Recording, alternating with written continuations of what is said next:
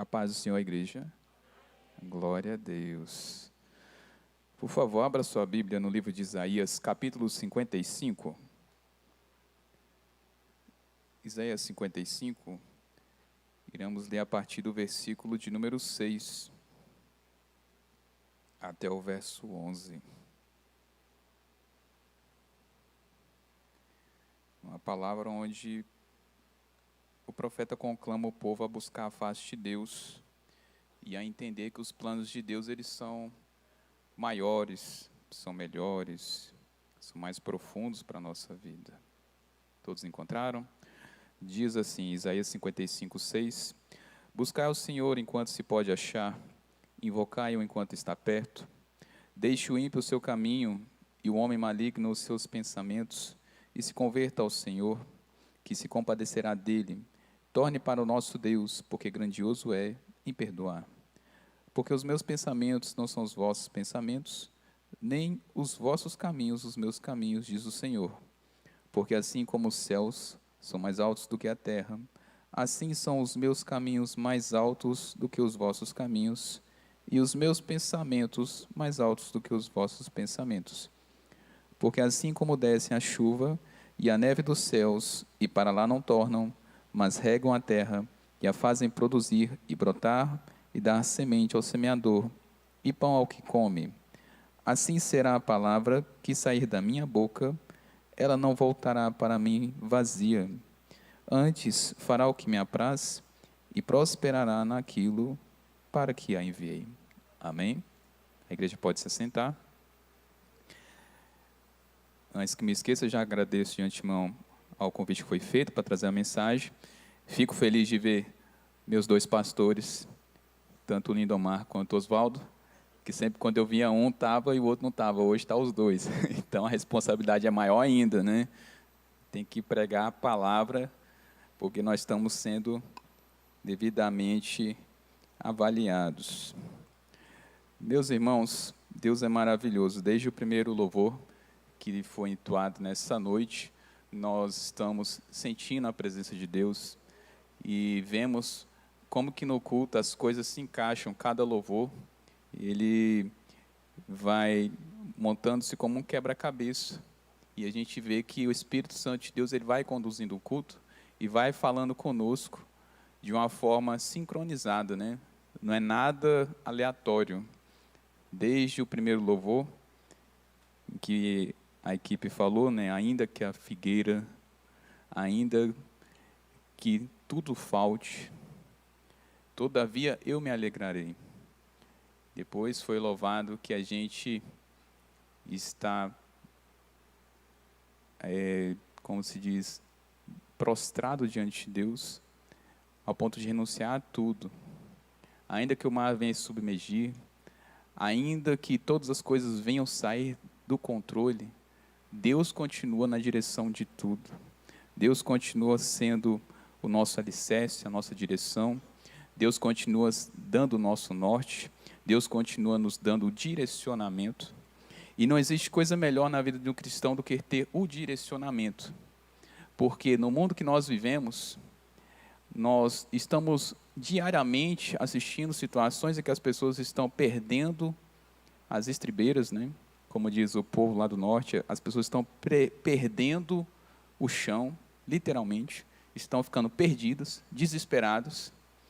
E mais difícil do que você ter o problema é você não saber como lidar com o problema.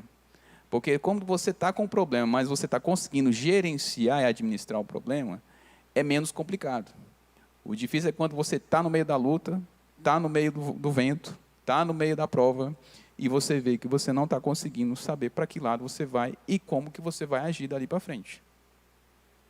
Então, nós começamos essa mensagem de hoje falando algo muito importante que muitas vezes o cristão não gosta de ouvir, que é a necessidade de buscar a face de Deus. Porque muitas vezes a gente busca muita bênção do dono da bênção, né? A gente busca a vitória, a gente busca a porta aberta, a gente busca a solução de uma causa, nós buscamos a realização de um sonho, de um projeto, nós buscamos a realização de uma meta, nós buscamos a realização de algo que a gente idealizou na nossa mente, que a gente desenhou no papel, que a gente projetou no decorrer dos anos, que a gente investiu. Mas quando nós não nos damos conta, a gente vai se tornando de uma certa forma materialista, porque a gente só vem a Deus para pedir algo que nós precisamos. E nos esquecemos de que o principal nós estamos deixando de lado, que é buscar literalmente a face de Deus. Porque se nós formos estudar a palavra, nós começaremos a entender que o mais importante não é a sua vitória, mas é você ter o Deus da vitória na sua vida. Porque eu conheço muita gente que tem a vitória, mas que no momento que teve a vitória, perdeu a salvação. E isso é muito sério, porque muitas vezes a gente se questiona, Deus, mas por que demora tanto? Por que Deus não faz? Por que Deus não dá? Por que Deus não abre a porta? E muitas vezes nós começamos a questionar e Deus fica só no silêncio e a gente começa a se questionar por que o outro ali consegue, por que a pessoa que entrou na igreja há pouco tempo, já a vida parece que foi para frente tão rapidinho e a gente que está aqui investindo, está trabalhando, está fazendo tanta coisa e parece que a vida está parada. E nós começamos a questionar com o nosso olhar carnal. Então, assim, Deus ele me trouxe aqui nessa noite para mostrar para você que muitas questões que você está colocando na sua cabeça, muita interrogação que você está fazendo, a resposta quem vai ter é o Deus que você serve. Agora, o chato é que a resposta, muitas vezes, ela não vai vir tão rapidinho quanto a gente pede. Talvez a resposta não vai vir através do profeta, talvez a resposta não vai vir através de um conselho. Quem sabe o que Deus está querendo da nossa vida é que nós tenhamos um particular diretamente com Ele. E muitas vezes isso vai requerer um treinamento. E sejamos francos, treinar é ruim, não é? Não me venha com essa, como muitas vezes os marombeiros falam, né, que me perdoem se tiver alguém aqui que vai para a academia, eu também vou. Mas tem aquelas pessoas que gostam de colocar na internet e falar assim, tá pago, olha como é que eu estou feliz. Gente, ninguém fica feliz depois de ter feito uma série de não sei quantos supinos. Você sai todo quebrado da academia. Você sai todo moído. Muitas vezes a gente vai arrastado. Tem uma vizinha lá na minha casa, que assim, a gente não se fala, ela só me conhece de vista, mas um dia desse, um tempo atrás, ela encontrou minha esposa e falou assim, olha, sempre eu vejo seu marido lá na academia de manhã cedo, e ele sempre está com aquela cara ruim. Aí eu olhei para minha esposa e falei bem assim, tá, mas engraçado que ela está falando que eu estou com a cara ruim, mas ela nunca me deu bom dia. E o pior de tudo, se ela está achando que eu vou acordar às 5h30 da manhã e eu vou ficar rindo para todo mundo, porque eu estou malhando, gente, isso não entra na cabeça de ninguém, né? Ninguém acorda dizendo assim, que legal, hoje eu vou fazer um exercício físico. Então, assim, ninguém tem essa ideologia na sua cabeça, a gente faz é porque precisa. Se você não cuidar da tua saúde, o que acontece? Só a coluna começa a travar, você começa a ter uma tontura, você começa a enxergar as coisas meio embaraçadas, você começa a ter algumas ânsias de vômito, você não sabe por quê. Você vai no médico e ele vai falar, olha, você está se alimentando errado, não está fazendo exercício físico. Então, tem certas coisas que a gente faz na vida, não é porque a gente gosta, é porque precisa. A alimentação também é outra coisa que muitas vezes a gente não vigia, né? E quando o pastor muitas vezes chama aqui na frente e fala, quem está com problema de saúde, levanta a mão, vamos orar pela igreja. E vem aquele monte de gente, ou aquele monte de irmãos, levanta a mão, porque ele quer a cura, porque ele quer que a saúde dele seja restaurada. Mas quando você vai ver o dia a dia do irmão, o irmão come da hora que acorda até a hora que dorme. O irmão come fora de hora e dentro de hora. A pessoa não vigia o que coloca na boca. E ele quer que o Espírito Santo de Deus faça um milagre na vida dele. Há uns anos atrás eu vivia com virose. Todo ano eu tinha virose, era mês sim, outro também. E eu achava o máximo, porque eu falava assim, olha, eu tenho um plano de saúde, meu plano de saúde é muito bom, empresarial. Então, assim, se eu passar mal, eu vou para o hospital. Como, de fato, muitas vezes eu ia, né? Chegava lá no hospital, tinha um atendimento VIP, né, preferencial, e a gente conseguia ser atendido. Só que um belo momento eu comecei a orar a Deus, porque eu vi que eu não estava ficando com a minha saúde muito boa, e o Espírito Santo de Deus falou assim, eu vou te curar, e vai ser de uma forma muito rápida. Você vai até se assustar. Sabe o que aconteceu? Depois que eu me casei, as finanças apertou um pouco e eu tive que sair do plano de saúde. Quando não deu mais, eu comecei a fazer campanha de oração, porque eu falei, Deus, eu não posso ficar sem meu plano de saúde, porque se eu ficar sem meu plano de saúde, o que vai ser da minha vida? Eu vou morrer. E eu achava que eu ia morrer mesmo, porque eu sou muito frouxo em relação a médico. E o que aconteceu? Eu fiquei sem o plano de saúde. E eu falei para mim mesmo, como é que vai ser da minha vida agora? E aí eu comecei a buscar a Deus de fato, né? Porque eu pensava, se Deus faz o impossível, Deus vai ter que fazer o impossível na minha vida, porque não é possível que eu vou ter que ir para a rede pública. Irmãos, não teve jeito. Tive que ficar sem um plano de saúde. E as coisas piorou, porque depois eu fiquei sem um emprego também. E eu falei assim, literalmente, agora eu vou ter que viver pela fé. Eu vou ter que ver o Deus Jeová agindo na minha vida. E aí eu peguei a minha rescisão e no primeiro mês, nos primeiros dias, eu já estava de aviso prévio, eu fui nutricionista. Ele pegou e condenou toda a minha alimentação. Ó, você está comendo fora de hora, se você come isso, isso e isso, vai ter que tirar bolacha recheada, vai ter que tirar salgadinho, vai ter que tirar achocolatado, está tomando açúcar demais, está comendo fora de hora, está tomando líquido na refeição. Foi falando um monte de coisa. Falou assim, olha, não sei como você está vivo, mas você vai ter que fazer isso. Eu tive que fazer isso? Tive. Sabe por quê? Porque eu não tinha um plano de saúde. Ou eu fazia, ou eu ia para o pronto-socorro médico da rede pública. E eu morria de medo para ir para a rede pública. Então, assim, da pior forma possível, eu aprendi a me alimentar. Nunca mais passei mal. Aí, quando a gente começa a ficar bem, a gente relaxa, né? Porque Deus muitas vezes faz isso. Ele dá a vitória, a gente esquece do Deus que nos deu a vitória. E começamos a vir para os velhos hábitos de antigamente. O que aconteceu? Eu voltei a ficar doente. E eu falei, Deus, eu não quero ficar ruim de novo. E aí Deus fez o quê? Mandou a pandemia. Aí o negócio ficou complicado. Por quê? Todas as UTIs estavam lotadas, o pessoal não tinha nem cilindro de oxigênio, não tinha médico, e eu morria de medo de pegar o Covid. E eu tenho dois pais idosos, né? E eu lembro que, como se fosse hoje, eu liguei para o Alexandre e falei assim, Alexandre, como é que nós vamos fazer? Porque o pai e a mãe, eles estão com Covid. E a gente tem que ir no mercado, a gente tem que ir na farmácia. E meu irmão falou assim, claras palavras para mim, eles são nossos pais, a gente tem que cuidar dele, né? Ou você vai deixar o seu pai e sua mãe morrer? Então, assim, se eu já orava muito, eu multipliquei mais ainda a minha oração, porque eu falava, eu vou pegar Covid, vou pegar Covid, vou pegar Covid, e Deus vai fazer alguma coisa. E não estava tendo mais culto, mas tinha uns abençoados lá que não conseguiam ficar sem igreja. Eles falaram assim, olha, a gente tem que ir para a igreja para ministrar a palavra, para tocar, para cantar. Aí o que eles faziam? Me botavam na escala. E eu ia para a igreja assim, morrendo de medo, que eu falava assim, Jesus, tem misericórdia da minha vida, eu não tenho plano de saúde, o que vai ser de mim? Eu vou ficar na UTI, eu vou ficar internado. Irmãos, para a honra e glória do nome do Senhor, eu não peguei Covid até hoje, não sei o que é Covid. Mas nem por causa da doença, e nem foi o plano de saúde que me impediu de buscar a face de Deus. Mas Deus tirou algumas coisas que eu tinha para eu buscar a face dele. Eu estou contando esse exemplo para vocês, porque tem vezes que para Deus fazer a gente se chegar a ele, Deus tira o nosso chão. O meu chão era o meu plano de saúde. Agora tem um chão de muita gente que é o emprego, é o salário, às vezes é o carro, às vezes é a sua bicicleta, às vezes é a sua casa. Então Deus vai pegando aquilo que você tem mais de precioso para ver se você busca a face dele.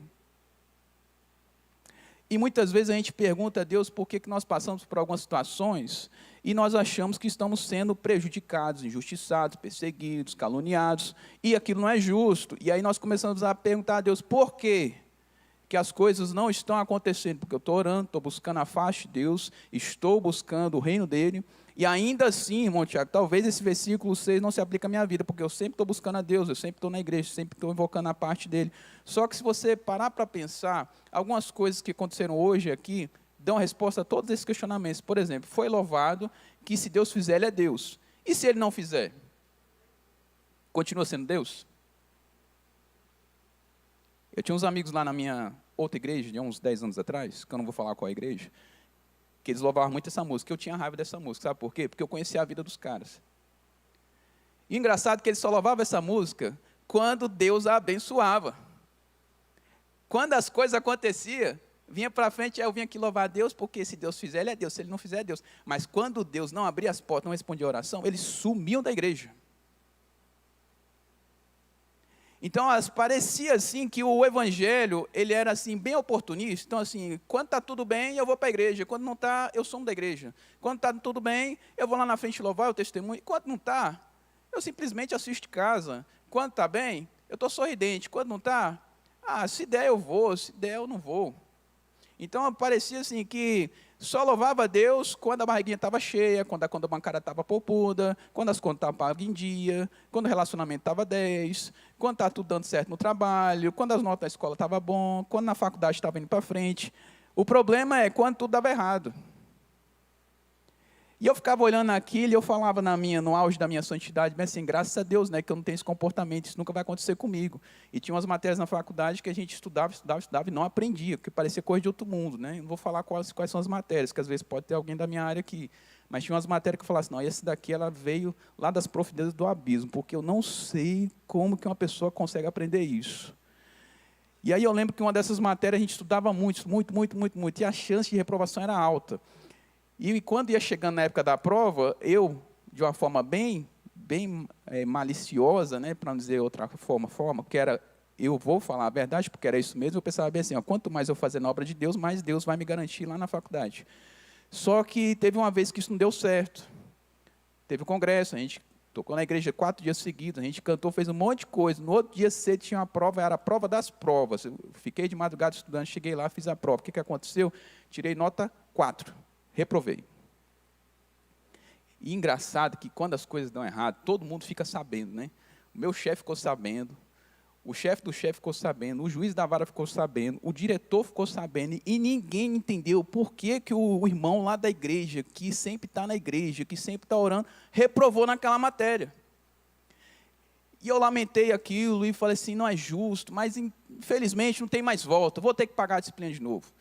Aí eu pensei comigo mesmo, vou dar meu jeito, né? Já que eu reprovei uma vez, não vou reprovar de novo, porque ninguém cai no mesmo erro 2 vezes, né? Diz o ditado que é burrice, né? Então, o que eu fiz? Fui lá na diretoria do curso, descobri quem dava aula naquela disciplina, no semestre seguinte, falei, vou pegar aula com o professor X, na sala tal, no período contrário. Porque esse professor, ele passa todo mundo. Ele dava presença para todo mundo e dava 10 para todo mundo. Então, eu pensei assim, eu só quero passar, gente, eu já estudei. Não vou precisar disso na minha profissão. Então, uma matéria só não vai estragar minha carreira. Aí eu fiz aquela jogada, né, e achei que estava fazendo bem. Quando eu cheguei no primeiro dia de aula, no outro semestre, o que aconteceu? Pegaram a gente, que estava na parte da manhã, e colocou na turma contrária, do corregedor geral da AGU. Se não é o pior professor daquela matéria, eu acho que é um dos piores. Ele era assim tão assustador que na primeira aula tinha mais de 20 pendrives na mesa dele, parecia uma coletiva de empresas, porque ele falava, olha, na minha aula eu cobro o que está no livro, o que está na jurisprudência e o que eu falo na aula. Então o pessoal morria de medo dele. Então a chance de reprovação era 10 também, ou seja, eu ia reprovar de novo. E aí eu comecei a orar a Deus, e eu lembro que nessa época Deus me deu essa mensagem aqui, olha, o seu pensamento não é o meu. Eu estou olhando mais além. Eu tenho coisa melhor para você. E por causa dessa reprovação, eu fui forçado a estudar mais ainda. Muito mais. E aprender coisas que muitos outros universitários não aprenderam. Às vezes Deus nos coloca em algumas situações, porque Deus quer que a gente passe por águas mais profundas, com experiências mais sobrenaturais, para aprender coisas muito mais excelentes, para nos colocar em um degrau muito mais excelente.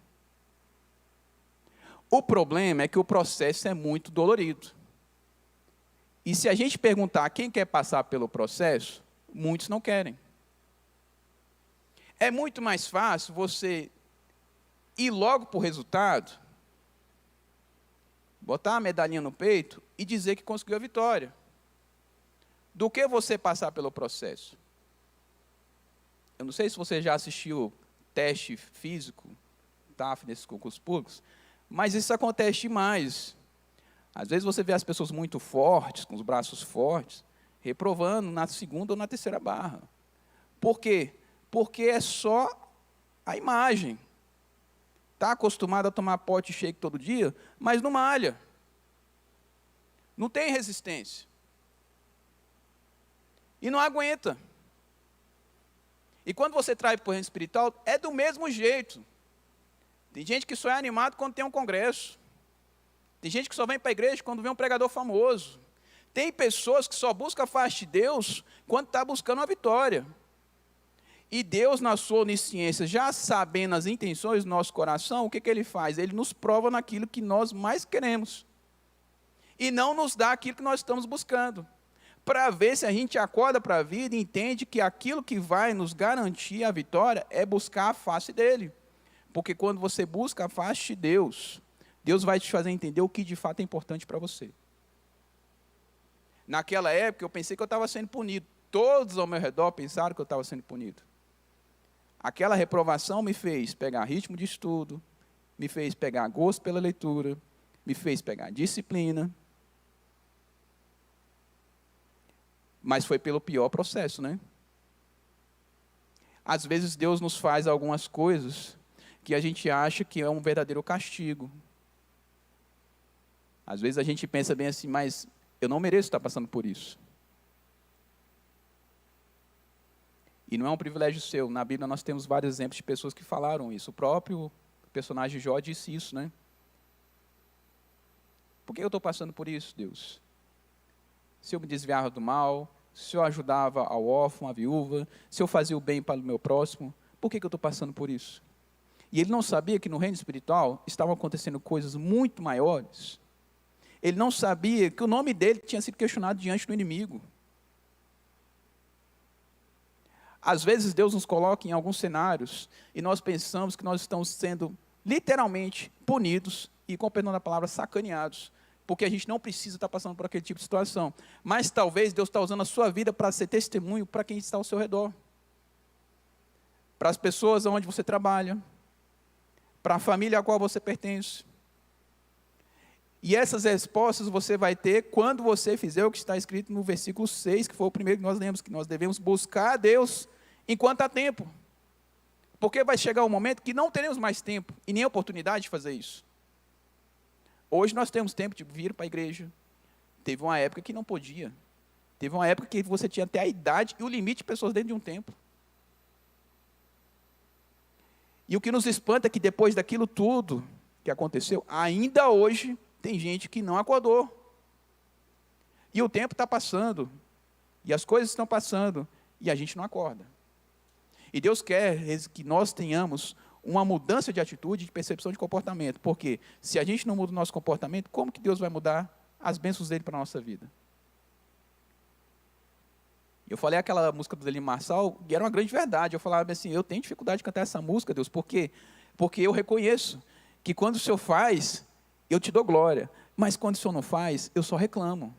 Quando o Senhor não faz, eu fico chorando. Quando o Senhor não faz, eu fico murmurando.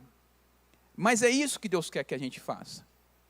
Que nós sejamos gratos, Ele fazendo ou não, Ele abrindo as portas ou não, Ele dando a bênção ou não. Porque Deus sabe o momento certo de nós alcançarmos a nossa vitória. Eu comparo isso com aquela mesma questão da habilitação. Por exemplo, quando você vai tirar uma carteira de motorista, existem alguns requisitos para você tirar uma carteira de motorista. Você tem que ter uma idade mínima, você tem que ir para uma escola de trânsito teórica, depois você tem que ir para uma escola prática, e se você não passar em nenhuma dessas fases, se você reprovar em pelo menos uma delas, você não está habilitado. Tem gente que faz essa prova mais de 8 vezes, gente. Eu lembro que no dia que eu estava na autoescola, tinha um vozinho lá que ele já estava na 5ª ou era na 6ª prova teórica que ele estava fazendo. Ele não passava na prova teórica. E por causa da prova teórica, ele já dirigia para cima e para baixo. Mas por causa da prova teórica, ele não conseguia ser habilitado. Tem muita gente que tem tudo para ser abençoado, está preparado, tem condição, tem preparo, está capacitado, mas ainda não está habilitado. Não chegou o tempo. Assim como no mundo temos as estações certas para acontecer cada coisa, no reino espiritual é da mesma forma. Se você não estiver preparado para ver o agir de Deus vir na sua vida e as portas se abrirem para você, você pode ser muito qualificado, você pode ter muito recurso, você pode ter riqueza, você pode ter influência, você pode ter contato. Se não estiver ainda no tempo das coisas acontecerem na sua vida, nada vai dar certo. E é o que a gente costuma dizer na minha área, você não vai ter legitimidade para ter aquela bênção na sua mão. E não tem coisa pior do que a pessoa que não tem legitimidade para ter aquela bênção, mas insiste em ter. Não sei se você já vê esse tipo de pessoa, é a pessoa que não tinha que estar naquela profissão, mas ela insistiu tanto, ela quis tanto, e Deus falou para não ir, mas ele foi. Aí você pensa o nível do profissional que é. É aquela pessoa que não devia ter casado com fulano, mas insistiu tanto, porque falou assim, mas meu coração me diz, sendo que a Bíblia fala que o coração é enganoso, né? Mas a pessoa fala, não, mas é tão bonito, a gente se completa, a gente se encaixa, e Deus está falando, não encaixa nada. E a pessoa pegou e encaixou assim mesmo, assim, forçou. Você está vendo que está parecendo uma gambiarra, mas a pessoa falou assim, não, Deus, mas dá certo, vai ser bênção, vai ser glória, vai ser céu na terra. E eu fico olhando essas coisas, porque eu atendo muita gente na área de casais, e eu penso bem assim, gente, a gente tentando fazer as coisas dentro da vontade de Deus, A gente muitas vezes tem as nossas discussões, agora você já imagina quando você faz as coisas fora da vontade de Deus, como que tudo sai revirado. Estou assustando vocês, né? Não, só estou querendo mostrar para vocês que isso é o que acontece na vida de quem não faz as coisas dentro da vontade de Deus. É tudo tão simples de entender, sabe, gente? Se nós começarmos a guiar a nossa vida seguindo o propósito de Deus, entender que os caminhos dele são melhores do que os nossos, a gente não sofre tanto. O nosso problema é que a gente quer rotular Deus dentro de uma caixinha e a gente pega e fala assim, não, papai do céu vai ter que fazer assim, ó, dentro desse púlpito aqui, ó, vai ser desse jeitinho aqui. Porque se sair um pouquinho da forma, o que a gente faz? Não quero mais. Ou então a gente faz que nem aqueles meninos pequenos que acham que já tem autonomia. A minha filha ela fez uma coisa esse final de semana que quase que eu surto, né? A gente saiu ali perto da minha casa e a minha esposa, olha, você vai lá na conveniência, pega o dinheiro e traz para mim que eu vou para outro lugar.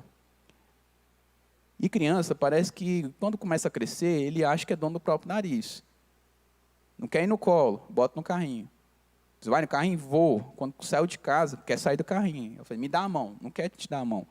Começamos a andar. Estava do meu lado. Eu pisquei o olho. Tinha a parte de cima da calçada e a parte de baixo, onde tinha uma poça de lama. O que ela fez? Foi para dentro da poça de lama.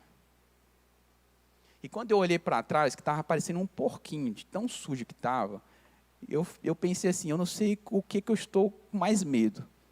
Da minha reação com ela ou da reação da mãe dela comigo e com ela. Que vai querer matar eu e ela, porque eu não cuidei dela e ainda sujei a roupa toda de barro. Então, assim, eu não sabia o que era pior. Eu pensei assim, deixa eu tentar diminuir o crime, né? Então, a gente foi no banheiro perto da loja, pedi licença, tentei lavar um pouco daquele barro, depois a gente foi no banco, tirou o dinheiro e voltamos para casa. Na porta da sala, eu já tirei a roupa dela toda, já fui direto para o tanque. Eu disse, não olha nada, não fala nada, porque ocorreu um acidente. E eu achei interessante, foi a reação da minha filha, porque depois que ela caiu e ela olhou para mim, eu falei assim, eu não te disse que era para me dar a mão? Ela ficou quietinha, não teimou comigo, sentou no carrinho e ficou quietinha o restante do passeio, porque sabia que estava errada. Os crentes são do mesmo jeito, sabe? A gente pega e fala que com Deus que a gente quer uma coisa, Deus não dá. Aí a gente fala, Deus, mas eu quero, e Deus não dá. Mas eu vou dar meu jeito. Aí a gente dá o nosso jeito, sai tudo errado. Aí a gente lembra que tem um Deus, que é o Deus do impossível, que conserta as coisas, que faz o sobrenatural. A gente clama pelo poder dele, para ele desfazer o nosso mal feito. E aí, nessa hora, a gente quer exercitar a nossa fé, depois de todas as decisões erradas que a gente teve. Tem gente que faz isso no casamento, tem gente que faz isso no namoro, tem gente que faz isso na profissão, tem gente que faz isso no concurso.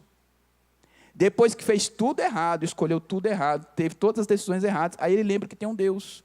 Aí ele lembra de pedir oração para o pastor, ele lembra que tem um culto da unção, ele lembra que tem na igreja uma vigília, ele lembra que tem uma consagração no sábado, depois que ele já tomou todas as decisões, fez tudo errado, ele lembra que tem um Deus que pode resolver a vida dele.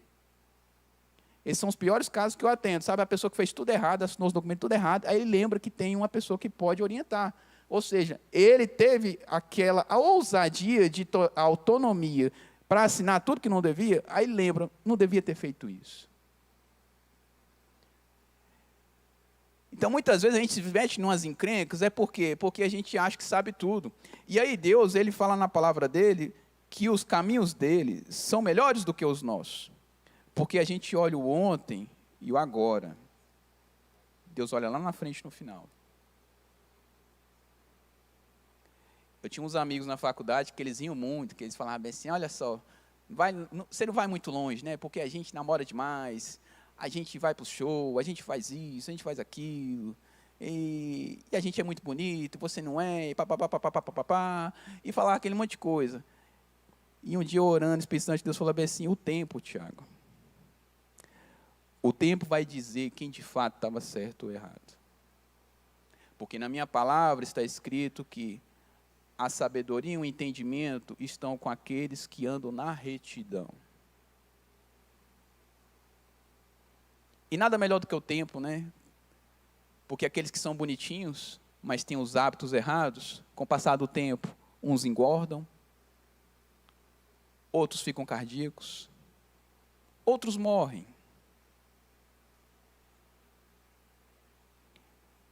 Então, tem escolhas que a gente faz na nossa vida que podem nos levar para a bênção ou que podem abreviar a nossa vida. Irmão Tiago está me deixando assustado. É a verdade, gente. Tem escolha que pode te aproximar da bênção de Deus e tem escolha que pode te aproximar do inferno. Tem escolhas que podem te trazer para a bênção e para a vitória. E tem outras escolhas que podem te afastar da sua vitória.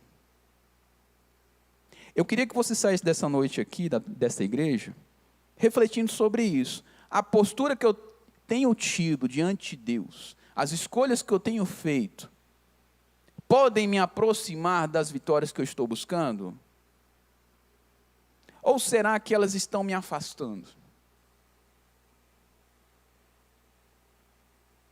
Eu tinha um colega que ele falava bem assim, olha, se a gente for esperar para Deus fazer, vai demorar uma eternidade, Thiago, porque eu vejo Deus como se fosse um velhinho de cabelo branco que anda bem devagarzinho. Não preciso dizer onde que ficou a vida dessa pessoa, né?